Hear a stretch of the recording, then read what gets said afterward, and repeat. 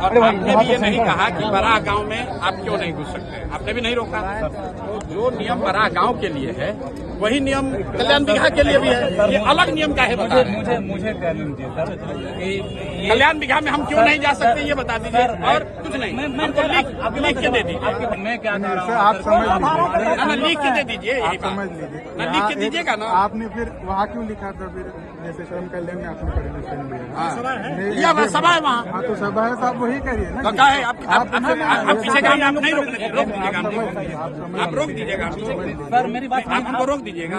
आप ही एसडीएम है, तो आप यहाँ हमको गाँव में हमको आने के लिए आपसे परमिशन लेना पड़ेगा। आपने कहा नगर की सभा में कुछ नहीं नहीं नहीं, आप एसडीएम हो तो आप परमिशन तो लॉ एंड ऑर्डर होगा तो आप कौन जिम्मेदार है? अरे आप लॉ एंड ऑर्डर के यहाँ पुरोधा बन रहे हैं। हम पिछले गांव में गए थे, लॉ एंड ऑर्डर नहीं हुआ, तो उसका भी आपने सूचना नहीं नहीं दिया। आ ही रहे थे। आप वहाँ क्या नहीं पकड़े, वहाँ क्यों नहीं रोके? आपके जिला अध्यक्ष से अरे सुनिए, ये सुनिए ना, रुकिए, बताइए अभी आपको ज्यादा सुनो सुनिए, मुख्यमंत्री के जिला में एसडीएम हो गए हैं तो राजनेता मत बनिए, हम नहीं बन रहे, मत बनिए, बन रहे बनना भी हैं। नहीं। मैं सुन रहा हूँ आपके बारे में।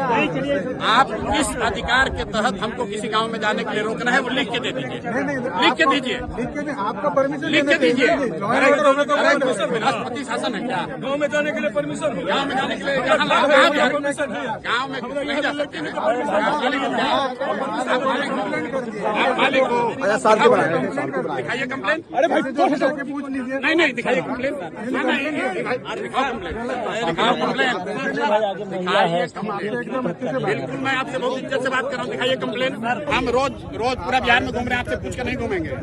अरे आप अभी आपको इतना नहीं पावर सरकार ने, संविधान ने दिया, क्या आप रोक दीजिएगा? नहीं, बेकार दिमाग मत करो, आप रोक लीजिएगा, आप रोक लीजिएगा। सही बात आप हमको समझाओगे। डीएम साहब से बात करो।